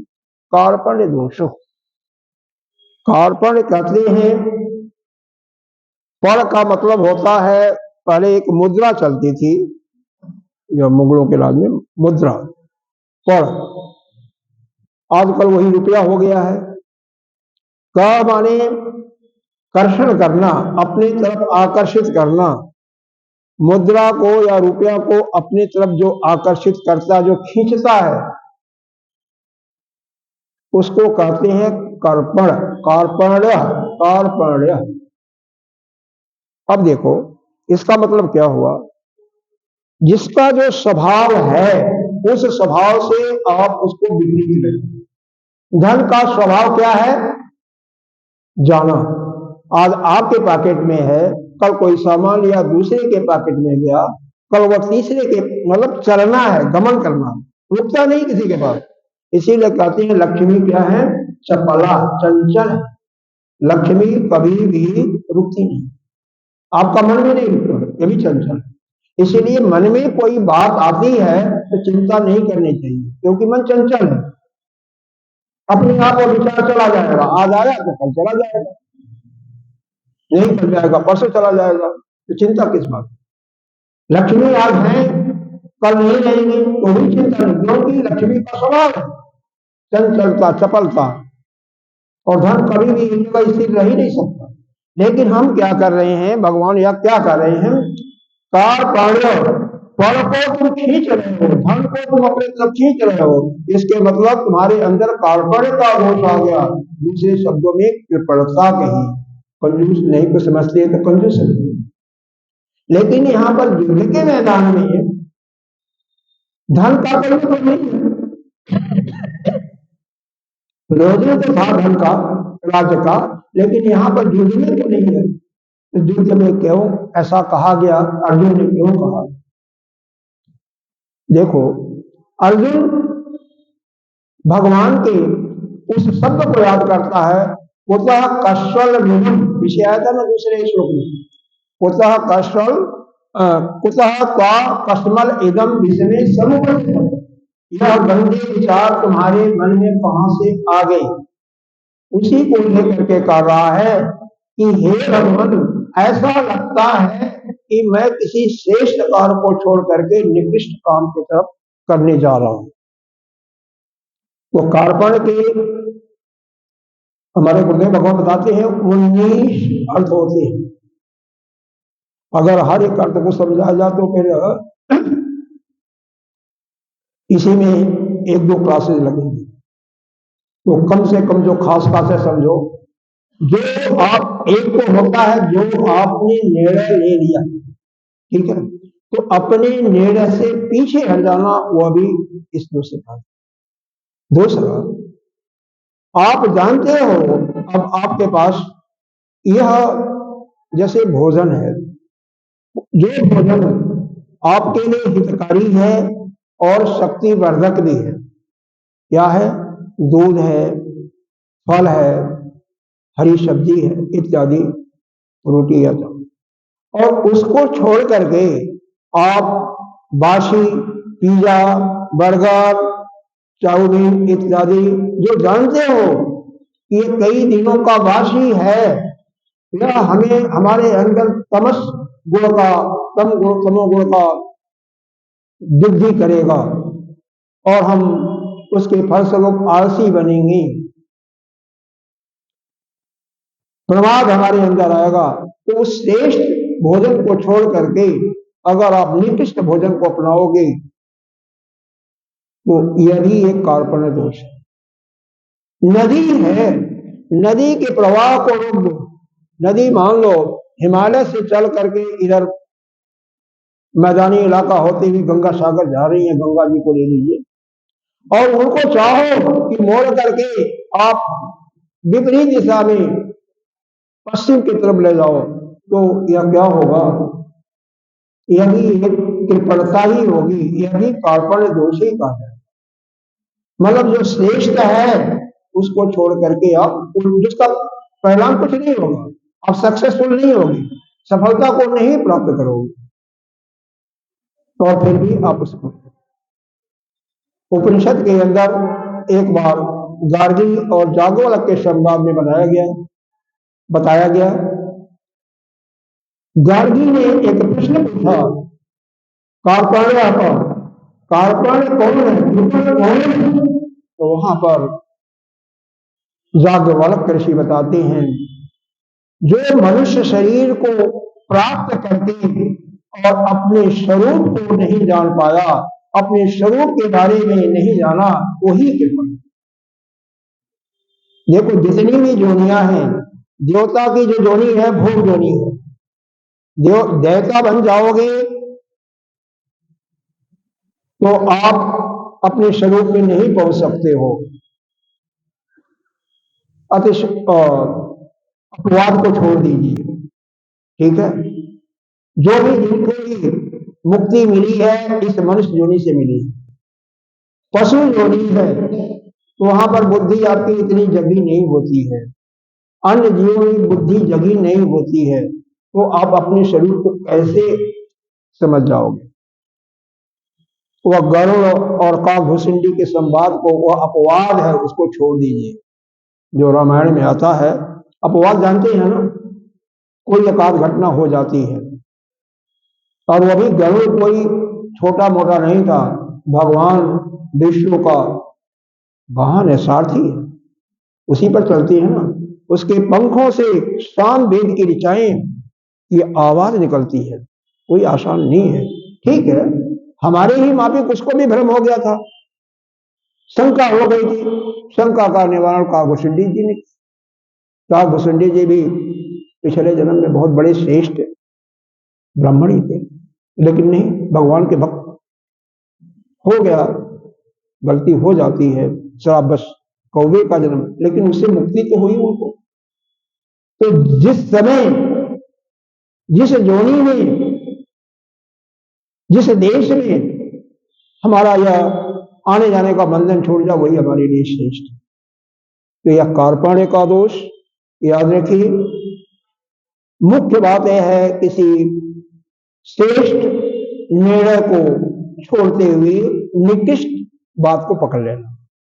दूसरा, मनुष्य योनि में पैदा होकर के जो आपका मूल धर्म था, जो मूल प्रयोजन था, उद्देश्य था, अपने आप को जानना, अपने आप को पहचानना, अपने स्वरूप में स्थित होना, और अपने स्वरूप में स्थित होकर के मिलता क्या, यह जो दुखारा संसार है इससे मुक्त होना, जो दोबारा इस जन्म मरण के बंधन से मुक्त होना था, उसको छोड़ करके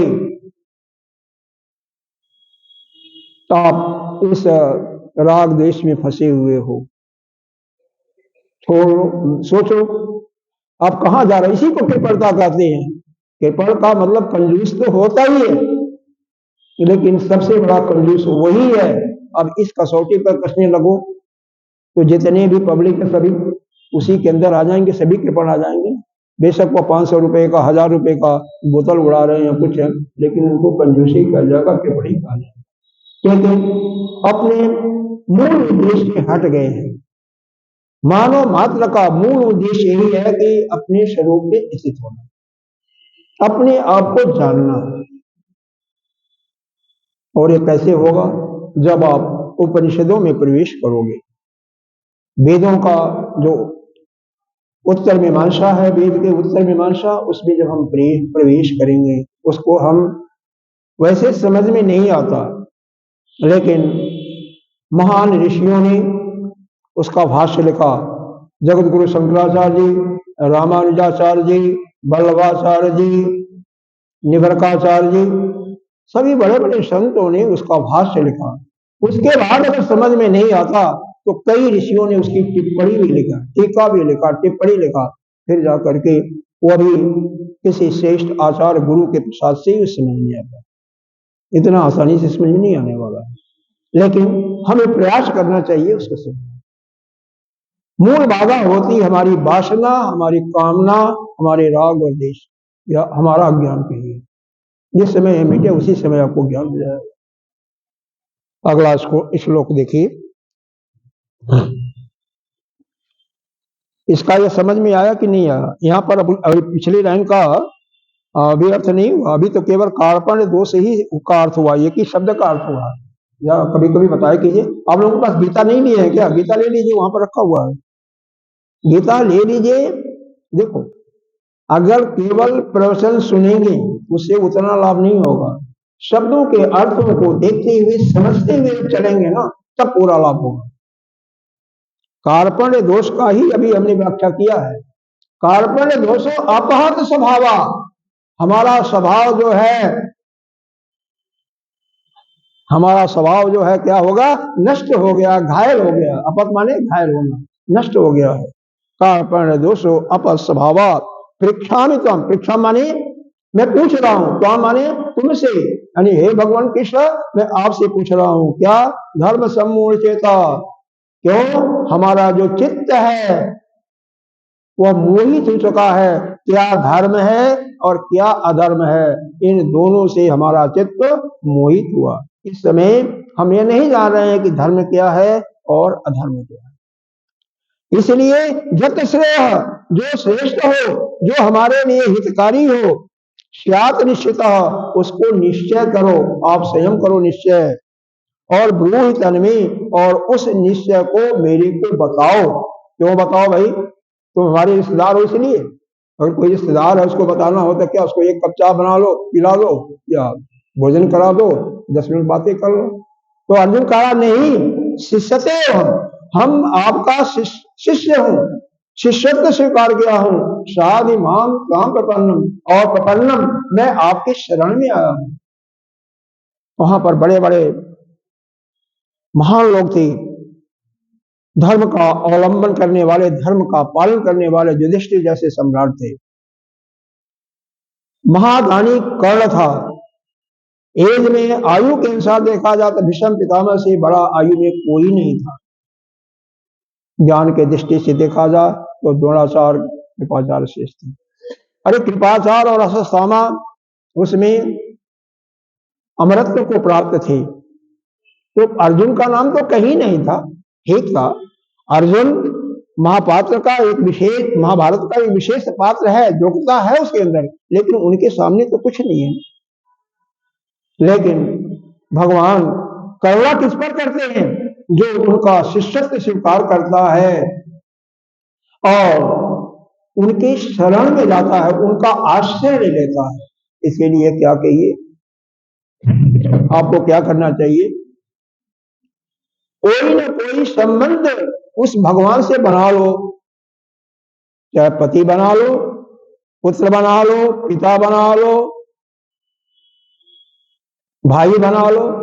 एक महान संत थे यहाँ पर वृंदावन में, उन्होंने भगवान कृष्ण को कहते थे हमारा छोटा भाई है।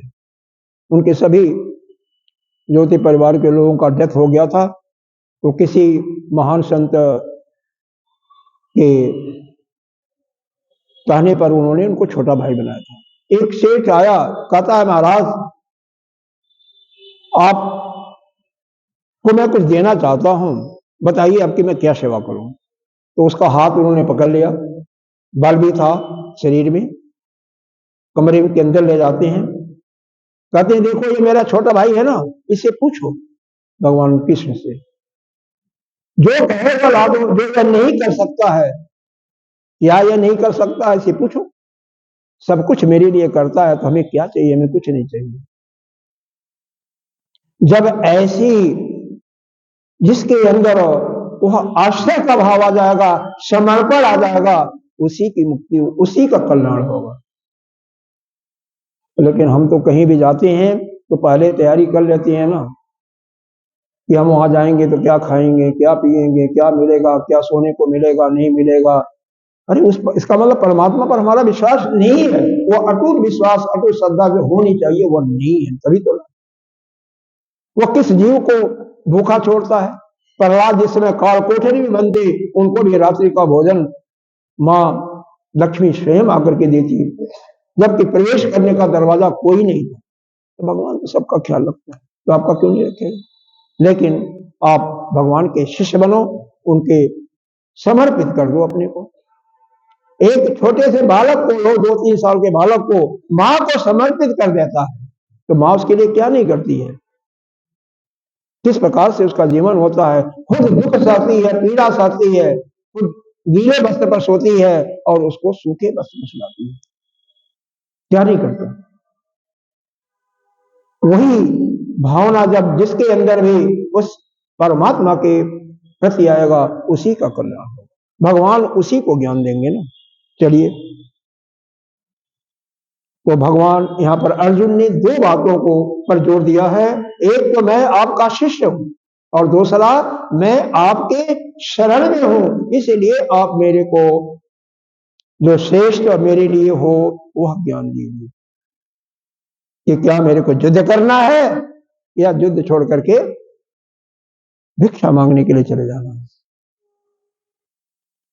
अगला श्लोक देखिए, ये समझ में जहां भी ना आवे ना, वहां पर पूछना कोई मना नहीं है, क्योंकि बहुत ज्यादा लोग नहीं है कि हजारों लोग हो, चलो भाई प्रवचन करके हम चले जाए, ठीक है। न ही प्रपश्यामि मम अपनदाद शोकम उक्षोषणम इंद्रियाणाम अवाप्य भूमावसंपन्नम रिद्धम राज्यम शिवाराम च आधिपत्यम। ओहो, इस श्लोक में क्या कहा रहा है? शिवाराम आधिपत्यम, देवताओं का भी राज अगर हमें मिल जाए, और क्या भूमा, निचली लाइन से स्टार्ट होगा, भूमाव भूमाव असंपन्नम, मतलब जहां पर निष्कंटक राज्य, जहां पर कोई शत्रुओं का डर ही न हो, ऐसा राज्य जहां पर शत्रु के आने की कोई संभावना ही न हो, यानी निष्कंटक राज्य, पृथ्वी का रिद्धम, रिद्धम माने जितनी भी संपत्तियां होती हैं, धन दान संपत्ति, तो सभी प्रकार अवाप माने प्राप्त करना, हमें इस पृथ्वी का संपूर्ण निष्कंटक राज्य मिल जाए, और यही नहीं देवताओं का भी, यानी स्वर्ग लोक इत्यादि भी मिल जाए, पूरा राज्य मिल जाए। न ही प्रपश्यामि मम अनुपद्यान, मतलब वह भी मेरे शोक को उक्षेषणाम, मतलब उसको सुखा नहीं सकते, उसको दूर नहीं कर सकती। जो हमारे अंदर शोक हो रहा है, ठंडा होगा तो नुकसान करेगा, हाँ? अच्छा, कोई बात नहीं। तो शोक जो होता है मोह के कारण होता है, तो इस मोह को यह राज्य नहीं सुखा सकते। उक्षेषणा मतलब सुखा सकना, इसको समाप्त कर देना, इसको शोकम, शोक को यदि समाप्त करने में अनुपद्याद मतलब समर्थ नहीं है। तो हे भगवान, यह सब कुछ हमें दे दो, लेकिन हमारा जो हमारे अंदर जो शोक हो रहा, जो दुख हो रहा है, इसको यह सब समाप्त नहीं कर सकती, यह असमर्थ है। देखो, शोक कब दूर होगा? जब आपके अंदर अज्ञान जाए, बिना, जब तक अज्ञान है तब तक शोक है। क्यों? अज्ञान के कारण ही आपके प्रति किसी से आसक्ति होती है, यानी राग होता है, द्वेष होता है। क्यों? अज्ञान के कारण ही आप उसको अपने से अलग मानते हो। अगर उसको भी जो गीता जी के 6ठे अध्याय में बताया गया है, सर्वभूतस् आत्मानम सर्वभूतानि चात्मनि, आप सभी भूतों के अंदर हो, सभी प्राणियों के अंदर, और सभी प्राणी आपके अंदर। ऐसी जब इच्छते योग युक्तात्मा सर्वत्र समदर्शन, सर्वत्र चारों तरफ जब समदर्शन आपका हो जाएगा, सबको समान दृष्टि से देखोगे, उस समय आपको कहां सुख होगा? जब तक यह ज्ञान नहीं होगा, इस ज्ञान की उपज आपके अंदर नहीं आएगी, तब तक आपका शोक को दूर करने वाला कोई नहीं है। सर्वत्र समदर्शन, सर्वत्र समदर्शन। इसीलिए हे भगवान, हमें न तो इस पृथ्वी का राज चाहिए, और न तो देवताओं का राज्य, क्योंकि ये धर्म युद्ध चल रहा है और धर्म युद्ध में मान लो हम विजयी हो जाते हैं तो आप प्रसन्न होकर के मेरे को देवताओं का भी राज्य देंगे। लेकिन वह सारी संपत्ति जो हमें शोक हो रहा है, शोक के कारण दुख हो रहा है, उसको वह निवृत्त करने में समर्थ नहीं है। उनको कौन दूर कर सकता है? केवल ज्ञान ही दूर कर सकता है। भगवान ज्ञान का उपदेश आगे देंगे अभी। अब संजय इसके बाद 2 श्लोकों में बता रहे हैं। यह 2 श्लोक पूरा होते ही आपका यह जो अधिकारी निरूपण था यह पूरा हो जाएगा। एवं मुक्त्वा ऋषिकेशं गुणाकेशः परन्तप न जोष्य इति गोविंदम उक्त्वा तूषणीं बभूव। देखो यहाँ पर ऋषिकेश और गुणाकेश 2 शब्द आया है। ऋषिकेश अर्जुन के लिए और गुणाकेश भगवान के लिए। ऋषिकेश का मतलब दोनों 2 होता है, एक तो घुंघराले जिसके बाल हो और जो निद्रा पर विजय प्राप्त कर रखा है उसको भी, वही मीनिंग गुणाकेश का भी दिया जाता है। अर्जुन का भी निद्रा पर विजय था और भगवान का, भगवान लेटे रहते हैं, विष्णु भगवान दिखाया जाता है क्षीर सागर में हमेशा लेटे हुए, हमेशा लक्ष्मी जी कमर उनका चरण दबा रही हैं, लेकिन सो नहीं रहे। यह मत सोचो कि वो सोते रहते हैं, ऐसा नहीं है। तो अर्जुन ने इस प्रकार से कह करके यह पर अर्जुन की विशेषता क्या है? परंतप। संजय कहते हैं यहाँ पर परंतप का शब्द धृतराष्ट्र के लिए दिया हुआ है। तो यह जो संजय क्या था, धृतराष्ट्र का ही सारथी था। तो भाई जिसका जो सेवक होता है उसकी बड़ाई तो करता है ना। हालांकि संत लोग इसका अर्थ अर्जुन के लिए भी करते हैं, ऐसी बातें नहीं, दोनों के लिए करते हैं। लेकिन क्योंकि यह बात चर्चा किससे हो रही है? धृतराष्ट्र और संजय के बीच में चल रहा है ना। ये बताएंगे किसी दिन कि यह युद्ध तो 10 दिन के पहले से हो गया था, लेकिन जब भीष्म पितामह मर जाते हैं तो यह सुनाता है। यह उसके पहले तो धृतराष्ट्र सुनने के लिए तैयार ही नहीं था। तो हे शत्रुओं को तपाने वाले धृतराष्ट्र, ऋषिकेश यानी अर्जुन क्या करते हैं? गुणाकेश भगवान से, भगवान कृष्ण से क्या कहते हैं? न जोष्य, जोष्य माने युद्ध में नहीं करूंगा, न जोश, जोश न जोश नहीं करूंगा। गोविंद मुक्त्वा तूष्णीं बभूव, तूष्णीं माने चुप हो गया, बभूव चुप होकर के अपने किनारे बैठ गया। क्या कहा? इस प्रकार से ऊपर जो 5-6 श्लोकों में बताया गया है कि अर्जुन ने अपनी समस्याओं को रखा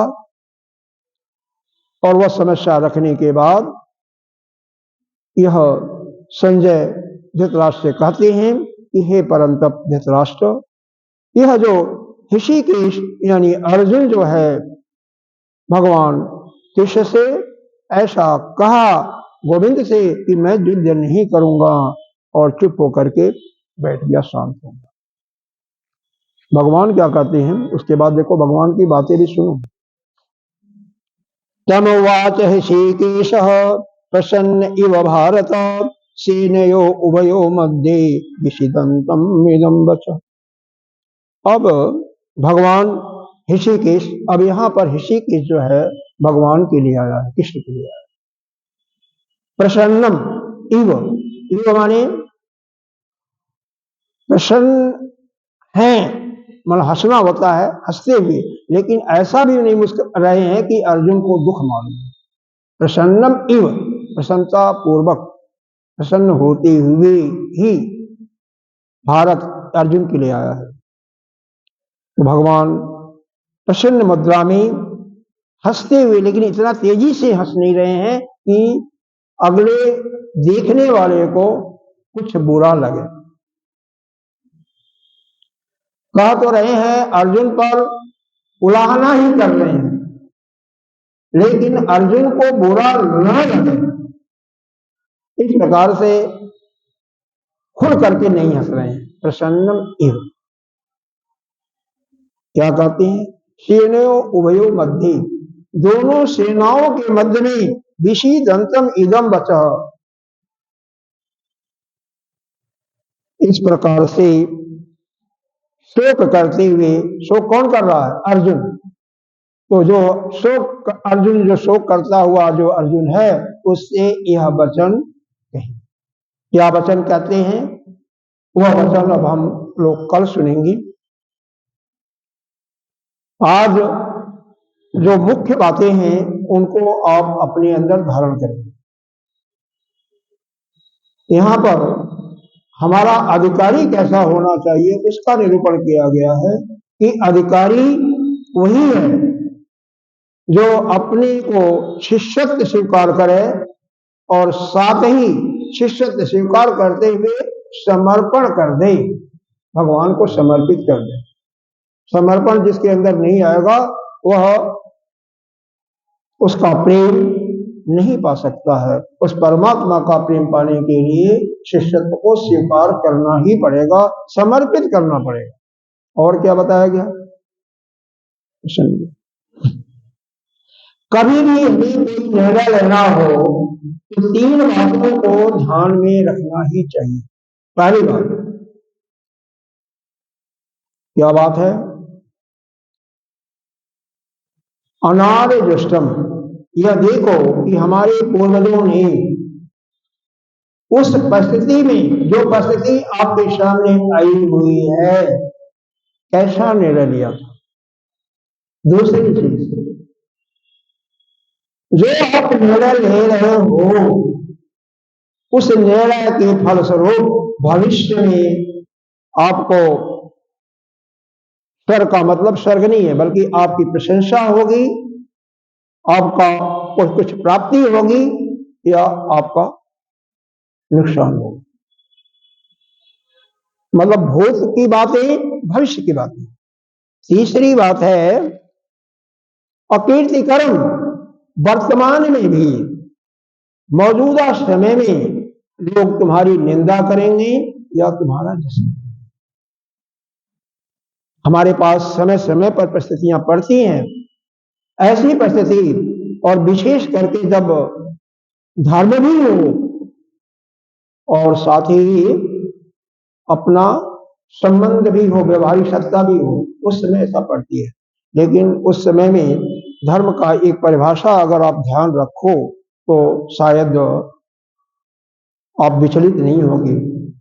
जगत गुरु शंकराचार्य जी ने क्या बताया है, जगत का स्थिति कारणम, धर्म की परिभाषा दिया हुआ है कि धर्म क्या है, जो यह जगत दिखाई दे रहा है इसकी स्थिति को जैसे है वैसे बनाने में सहायक हो, जो भी कर्म करो। साथ ही प्राणी नाम साक्षात अद्भुत है, प्राणियों का उत्थान हुए, उस धर्म, मतलब धर्म का क्या, जो कर्म आप करने जा रहे हो, कर रहे हो, और प्राणियों का कल्याण हो रहा है, जगत के स्थिति पर कोई प्रभाव नहीं पड़ रहा बुरा। और क्या है, श्रेय हेतु जैसा धर्म। साथ ही प्राणियों का इस शरीर छोड़ने के बाद या शरीर रहते हुए मुक्त भी हो जाए, श्रेयस्सा को प्राप्त हो जाए, वही धर्म। नहीं समझे होगे, धर्म क्या है, पहला चीज कि जगत की स्थिति जैसे है वैसी बनी रहे, ठीक ठाक, उसमें कोई विचलन ना हो। दूसरी चीज, जितने भी प्राणी मात्र हैं उनका कल्याण हो, उनका उत्थान, उनकी उन्नति हो। तीसरी चीज, उन प्राणियों का इस संसार का जो बंधन है, दुखालय जो संसार है, उससे वह मुक्त भी हो, वही धर्म है। बहुत आसान शब्दों में अगर समझाना चाहो तो जो आपको अच्छा नहीं लगता वैसा बर्ताव किसी के साथ न करो, भी धर्म। आपको लगता है कि कोई हमसे झूठ न बोले, आपको लगता है कोई मेरा सामान चोरी न करे, तो आप भी किसी सामान को न चुराओ ना। आपको लगता है कि हमारे साथ कोई या हमारे संबंधियों के साथ कोई व्यभिचार न करे, तो आप भी न किसी के साथ करो। और जो आपको अच्छा नहीं लगता है, जो आपको अच्छा लगता है वैसा करो, और जो अच्छा नहीं लगता वैसा न करो। यही धर्म। यह बहुत मोटी भाषा में आपको समझा दिया गया, जिसे समझ सकते हैं। शास्त्र की भाषा में धर्म की परिभाषा, जो सभी प्राणियों का कल्याण करे और उनको इस जो बाधा तो कोई भी नहीं है, हम बधे नहीं है, हमें ऐसा मालूम होता है हम बधे हुए हैं, अपने अज्ञान के कारण हम दुख को भोग रहे हैं, तो उससे हम मुक्त कैसे मुक्त होंगे? और संसार की स्थिति भी ऐसी बनी रहे, उसी को हम धर्म कहते हैं, और कोई धर्म नहीं कहते हैं। कभी भी दूसरी चीज, कभी भी श्रेष्ठ कर्म को छोड़ करके निकृष्ट को मत पकड़ो। जो आपने एक बार निर्णय ले लिया है, उसे पीछे मत। कार्पण्य दोष का और आपका मूल प्रयोजन मनुष्य योनि पाने का यही है कि अपने स्वरूप में किसी को अपने आप को जानो, और अपने आप को जानना केवल माध्यम उपनिषद है, उत्तर मीमांसा वेद का उत्तर है। इतना अपने मन में धारण करते हुए आज की सत्संग यहीं पर विश्राम लेता है, और कल पुनः ठीक 3:30 बजे मिलेंगे। ओम पूर्णमदः पूर्णमिदं पूर्णात् पूर्णमुदच्यते पूर्णस्य पूर्णमादाय पूर्णमेवावशिष्यते। ओम शांति शांति। उसको बंद कर दो और फिर आरती